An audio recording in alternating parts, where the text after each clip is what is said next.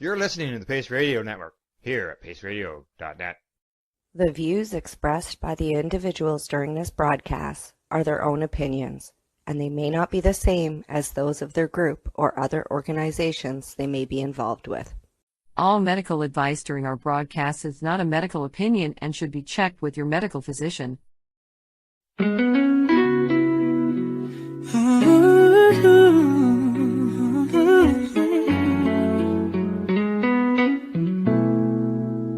Look at all that money.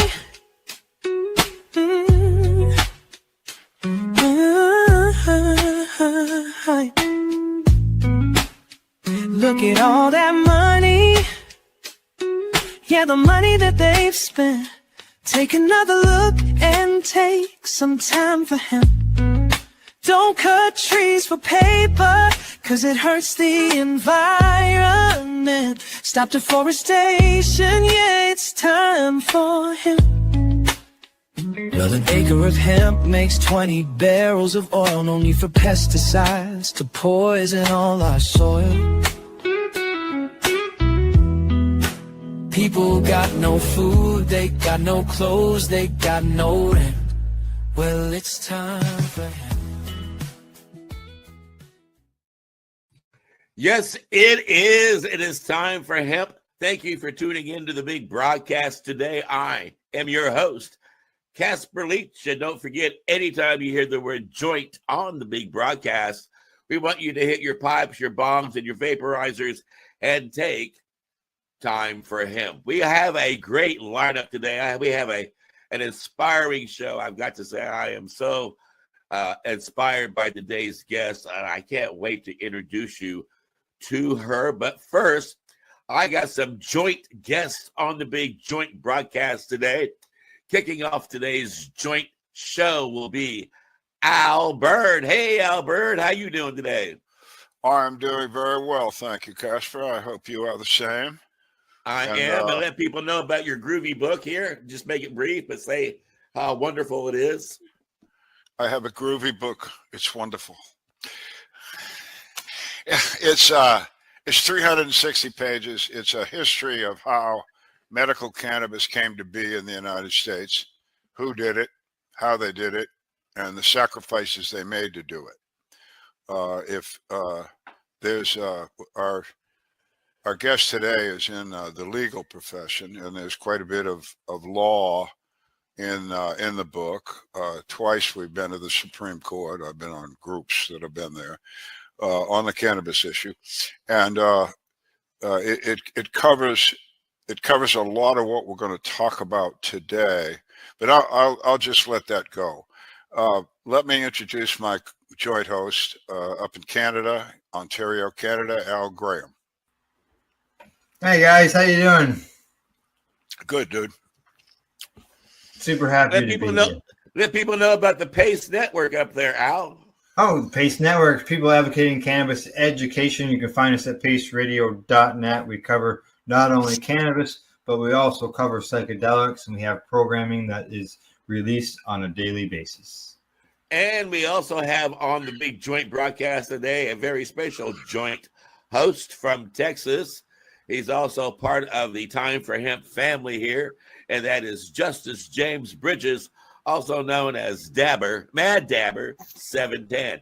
I just never know you as being mad. You're so mellow and loving and peaceful. What makes you mad, Dabber? We're all a little mad here. How y'all doing today? Groovy. Yeah. Let people Thank know a you little for bit having about me. you. Say hi. Yeah, I expected you to have a cowboy hat on, though. I got the flag. All right. Well, Sorry. Mad Dabber's got a website you should go to and check out some of his music. All right, give it a shout out, Mad Dabber. Yep. MadDabber710.com. Also jjbmusic.com. And yeah, you can also check us out. You can catch Time for Hemp every Wednesday and Thursday here in San Marcos, Texas on kzsm.org, or if you're here locally, 104.1 on your FM dial. Yeah, right. And make it a point to tune in and listen to us as you're driving around in your car and let the world know how important it is to take time for hemp. Today, we are jointly sitting down to have a joint chat with a amazing DA from Texas. This DA is at the 143rd Judicial. I'll let her tell you. We're from Indiana. We don't have districts. We just have laws. Anyway, today's guest is amazing. She is a legal maverick who is shaking up the system from the inside. She is known for her unfiltered honesty. And I can tell you, I've watched some interviews with her, and she is very honest, which, again, as a lawyer, is rather surprising. And she's a fierce, independent individual. She's been making waves, calling out people who've been misusing the laws in Texas, doing prosecution and arrests selectively, using these laws in Texas about cannabis. And anytime she's running for office in your area, cast the vote for Sarah Stogner. Sarah, that's a long introduction, but really you are an amazing individual. And I just wanted to let everybody know how wonderful you are. Now I'm going to shut up, which is unusual for me. And I want to ask you right off, how did you get involved in cannabis activism? Oh man, I guess it probably all started when I got in trouble my senior year of high school after smoking pot on the beach at spring break, and my dad telling me, "Kid, you get cancer, I'll sell everything I own to see if you can get better, but you get arrested for some dumb stuff, you're on your own," And so I think that people ask me what's it like being DA, and I've only been DA since January 1st. I had no criminal law experience, right? I was an oil and gas attorney. And I had been sitting through actually a training all morning about child rape. And that's what got me to run, is the last guy let pedophiles walk. And I had a rough day, and I was looking forward to coming home and imbibing a little bit. And I thought, at the same time, I saw some ridiculousness about current Texas legislation that's pending in a second special session now. And I kind of just said, I was like, I'm going to go home and smoke weed. And so I planned it. And I thought, okay, I'll publicize this. And I'm good at getting organic media attention, right? And I think that it shouldn't take somebody that looks like me, that has my privilege and power, to be able to do this, right? And so I think those of us that have that privilege need to take a stand. So, Sarah, you came from being a commercial lawyer, oil and gas, into being a criminal type person. I mean, that's a hell of a step. What was that about? I was asked to run. So I actually originally ran for office in 2022 for the Railroad Commission, which regulates oil and gas in the state of Texas. They don't regulate railroads anymore. It's a name from a bygone era when they used to regulate both railroads and oil and gas. And they said, hey, we need a new DA. And there was actually a children's detention facility here where the guards were sodomizing children that were in their custody, and they went unprosecuted. And so I had been kind of on a mission to call attention to oil and gas wells and some of the problems we're seeing with the overinjection of produced water out here in the middle of the Permian Basin. And I joke that the only thing that could get me off of my mission for zombie wells, as we call them, was raping children. So it's like, as a mom, I have a 10-year-old daughter, and I didn't realize how rampant it was until I really took office. But I've got about 40,000 people in my jurisdiction, and I currently have about, 45 sexual assault of minor cases pending right now. Go get them. Wow. Listen, I got to ask, you're an attorney general of Texas, not but one of them. And I understand you're in West Texas, and my trips through there have been, wow, there's not a lot out here. But I know as an attorney general, you have quite a bit of authority to decide in your jurisdiction what is a crime and what isn't. No, not what a crime is, but whether it's going to be taken to court. I had a friend of mine a long time ago, acquaintance, who was in a very big city in Nebraska. He was the attorney general, And I got talking to him once, and I said, you know, as your attorney general, what'd you do about cannabis cases? He said, we didn't have any.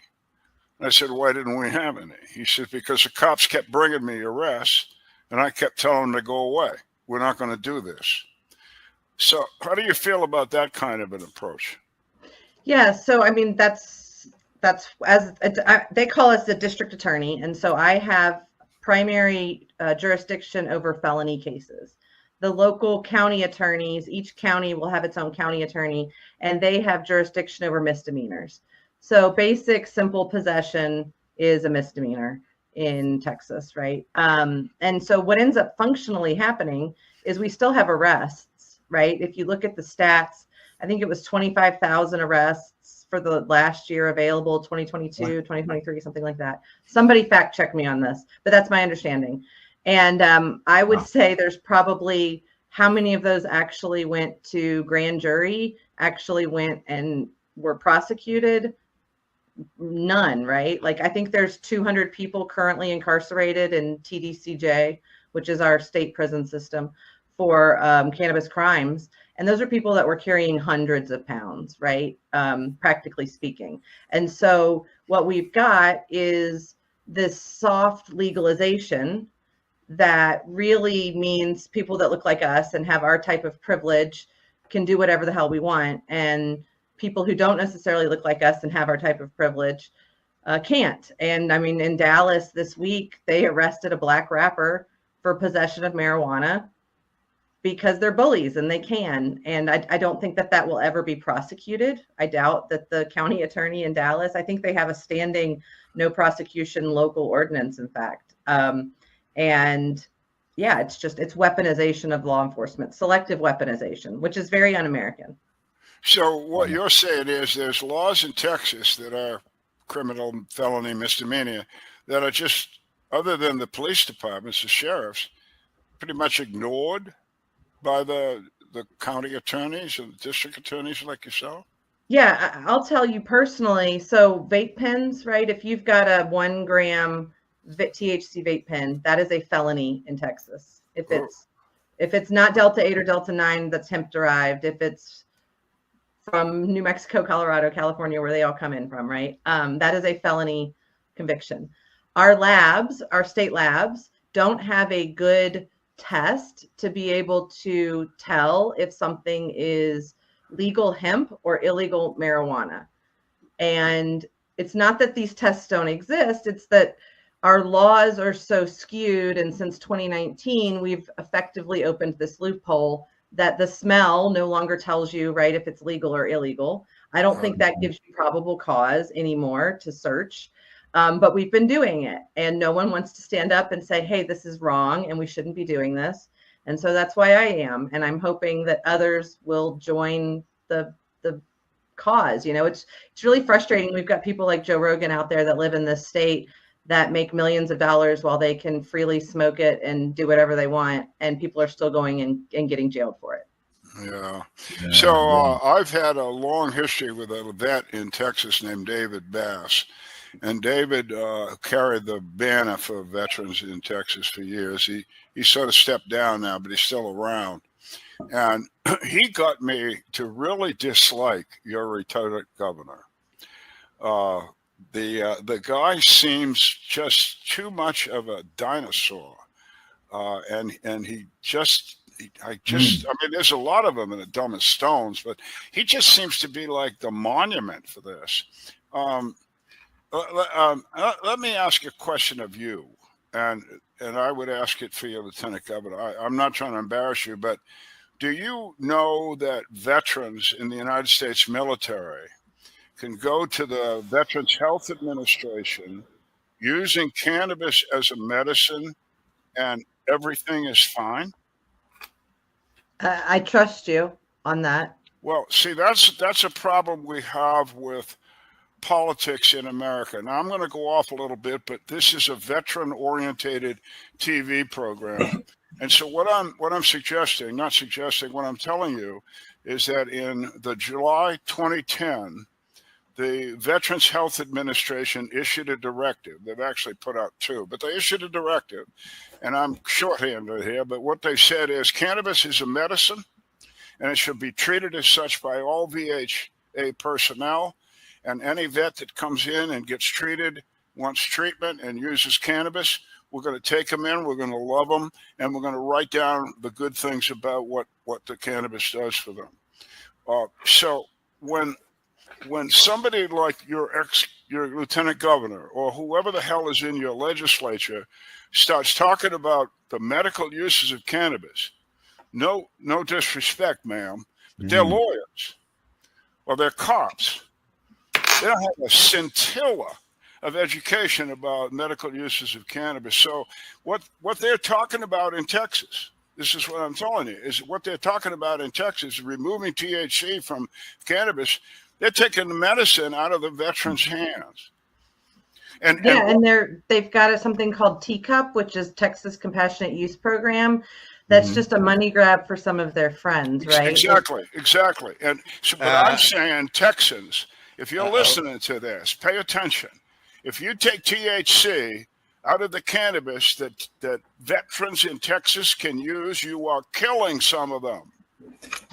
You are killing them. They will die of their diseases. They will increase their suicide rate. And it sucks, Texas. And this lady is trying to tell you it sucks. So you pay attention to her. Excuse me, ma'am, but I had to get that out. Well, and let me I think you could use that as an argument about changing these laws in Texas. We'll get into THC and compounds as we go. But let me jump in here too for just a minute. You mentioned the teacup law. You're talking with somebody who made the teacup law happen, right, Justin? Well, my case made it to where if you're on probation, you can still consume while on probation if you're a medical cannabis patient. That was my case that set the precedence of that. Nice.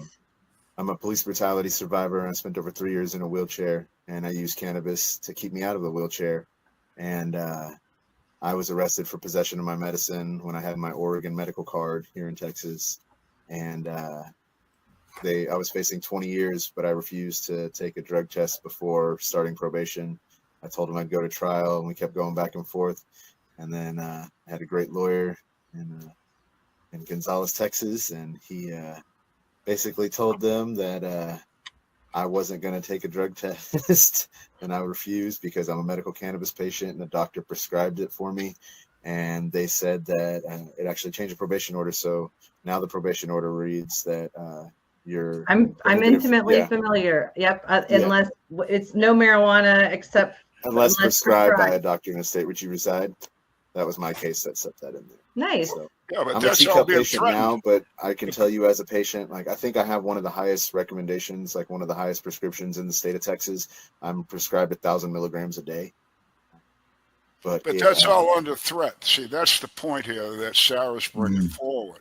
The present situation in Texas is threatening all of that. All of it. All of it, including your problem. Absolutely. If you take THC out of cannabis, it's not cannabis. Right, exactly. All right, let's go back to when you start splitting up all the compounds, then you have a situation where you're not getting the full benefits of the plant. You know, you have the entourage effect when you consume everything together, and all the cannabinoids work with your endocannabinoid system. And if you are taking out parts of those and just putting in synthesized cannabinoids or just allowing certain because what they're going to have to do is they're going to have to use chemicals to split these plants up to pull out all these different cannabinoids and to isolate all the different compounds. And then at that point, you're not consuming the same medicine that you would be if you were consuming the full plant medicine, or even on some of the extractions that are done correctly, you know, that get you a higher potency, especially things like, you know, it's crazy to me and how expensive it is through the teacup program. Like if they take away the hemp program, it's now a bunch of patients are out of reach. You know, like a lot of patients won't be able to access their medicine, you know, and the prices are going to go up exponentially. And that's absurd to treat patients like that. Well, and my thing is like it's a plant. People should be able to grow it in their yard. Absolutely. Yeah, exactly. But there's no money in that, right? Right. Just like so there's no money in actually healing people. Now, this THC ban, is this included in your medical program, or is this just recreation? No, THC. The THC ban doesn't include the teacup program. Yeah, it depends on which iteration of the bill and all of this, but I'll say that the way that it was before, there was a carve out for teacup, but a lot of people aren't able to access teacup. So, right. So you've got a lot of people who aren't officially signed up for teacup that are still, that don't have access because there's not enough access points. Right. Yeah. Right. Like there's no providers out here where I am. If you're in the city, you know, you've got more options, but. Well, if I'm mistaken, too, one of your cities only has 88 people in it, right? One of our entire counties, Loving County, is the least populated county, I think, in the lower 48. So when you come up and speak up publicly about cannabis being legalized and hemp being groovy, how does that affect you at the polls? How much hassle are you facing? Hassle for the police departments, the other lawyers in your town, the press? No, I mean, I called up people before I did this and told them I was going to do it. I didn't call our local sheriff. I didn't want to put him in an awkward position of having to know, but our district judge knew, the Rangers knew, you know, everyone knew, and constituents know. And I haven't had anyone come up to me and say, "You're dumb, that's stupid, I don't like that." I mean, everyone's been very supportive. In person, online, you know, you'll get a couple trolls every once in a while online, but I would say I did an unofficial Twitter poll, and 95% of people agreed that it should be decriminalized and legalized. Well, one of the headlines about you stated that you might end up in jail for smoking cannabis on TikTok. I mean, I guess you got a sensational headline sell. It is I admitted to committing a misdemeanor, right? Technically, yes, I could be arrested. Technically, I could be arrested for crossing state lines with it because I admitted to crossing state lines with it. Okay, well, are you a Texas girl? Did you grow up in Texas? No, I'm a civilian Army brat. So I grew up all over Florida, California, Alabama, went to undergrad and law school at LSU. I moved out to the Permian in 2017 or 18, I can't remember, and then moved out onto the ranch where I am now in 2021. Well, being an Army brat, yes, ma'am. We have, I'm a Navy vet, retired, and Casper's an Army vet. So we again, that's why we're stressing a lot of veteran issues here. And I'm glad for your service, because the family of I didn't give any service. yeah, you did. The family of a military person serves as well. There's no doubt about it. The kids. Yeah, you guys go through special stuff. You do as family members. Yeah, absolutely.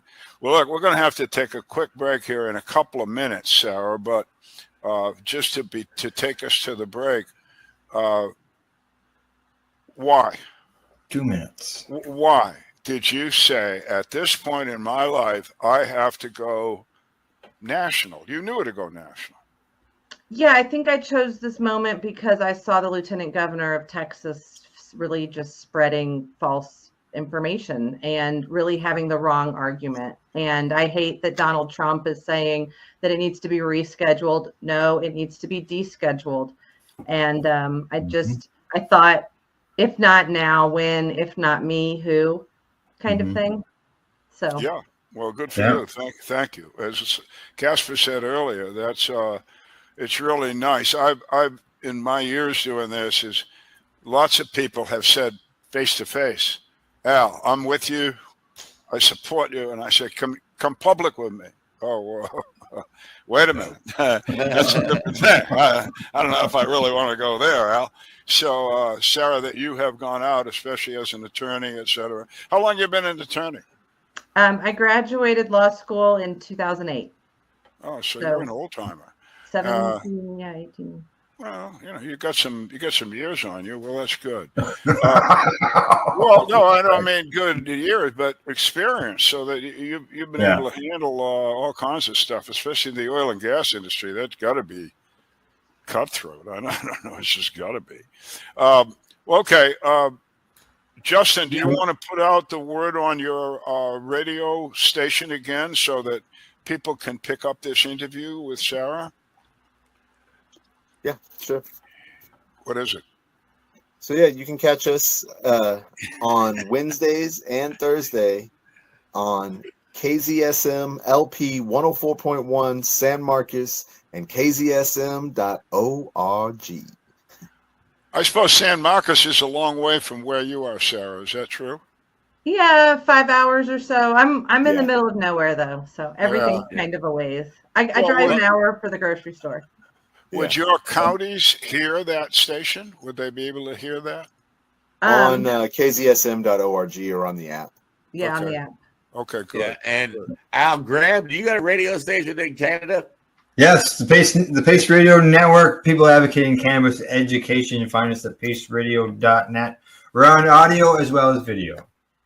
Well, and I want to let the audience know that our very next segment is going to have Sarah on as a guest. Seriously, we don't do this often, but she is such an inspiration that I think people need to pay attention and follow her lead and let the whole world know how important it is to take time for hemp.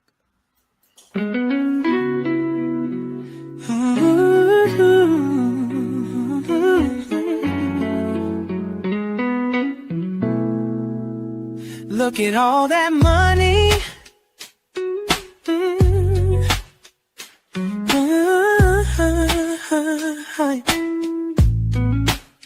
Look at all that money. Yeah, the money that they've spent. Take another look and take some time for him. Don't cut trees for paper, 'cause it hurts the environment. Stop deforestation, yeah, it's time for him. Well, an acre of hemp makes 20 barrels of oil. No need for pesticides to poison all our soil. People got no food, they got no clothes, they got no rent. Well, it's time for hemp. Throughout Earth's history, hemp has been used, no mystery. Hemp was legal to pay your taxes for more than a century. Faxes, the founding fathers make sense to me. It's time to grow hemp legally. Think of all its uses, it's money that's well spent. Right now, no excuses, it's time for him. Sustainable green industry, that's our intent. A better place this world will be, it's time for him. Fuel and food and clothes and soap, housing, cars, yeah, cars, no joke. Henry Ford built a car of hemp. It's time for us to do it again. People being flowers for with Valentine as it's meant. Right now, it's time for him.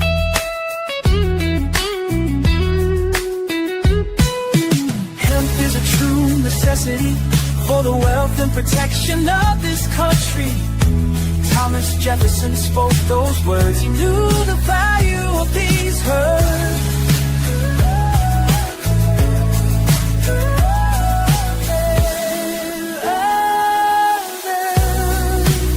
It's time to lift the hemp. It's time to make a strong stance. Well, yes, we can. I know we can. We can make a difference. Yes, we can. Just like birds of a feather, work together to live it. Look at all that money, yeah, the money that they've spent. Take another look and take some time for him. Don't cut trees for paper, 'cause it hurts the environment. Stop deforestation, yeah, it's time for him.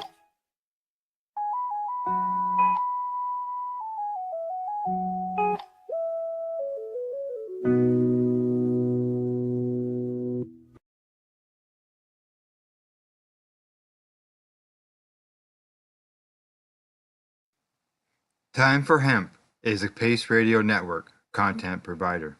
You're listening to the Pace Radio Network here at paceradio.net. The opinions of the individuals during this broadcast are their own, and may not be the opinions of their group or other organizations they may be involved with. All medical advice during our broadcast is not a medical opinion and should be checked with your medical physician. Enjoy the buzz of legalization with Campbellford Lifestyle Shop. From lights to plant nutrients, books, consumption accessories, and more, we've got all your basics to grow or consume cannabis. Visit our info center or take a look at our piercing services and body jewelry, now available in-store through Campbellford Lifestyle Shop, 17 Bridge Street West, Campbellford. Limestone City Hydroponics is Kingston, Ontario's hydroponics shop. Take your growing to the next level and create the optimal environment with a tent kit, or maximize your yield with an ebb and flow flood table kit. Either way, Limestone City Hydroponics has more sizes and options to fit your needs. Are you looking for the power of the sun that adapts to your budget? Then look no further, as they have professional grow lighting. They have indoor grow systems that are easy and cost effective, with many options to fit your living space and lifestyle. Cultivate your growing potential. We have everything you need to succeed. And if you can't make it to the store, they offer local delivery to the greater Kingston area. Remember, when you're looking for experts to help you grow, then look no further than the locally owned Limestone City Hydroponics, 105 Sunderland Drive in Kingston, Ontario. Call them at 613-548-0420. We are people advocating cannabis education here at paceradio.net.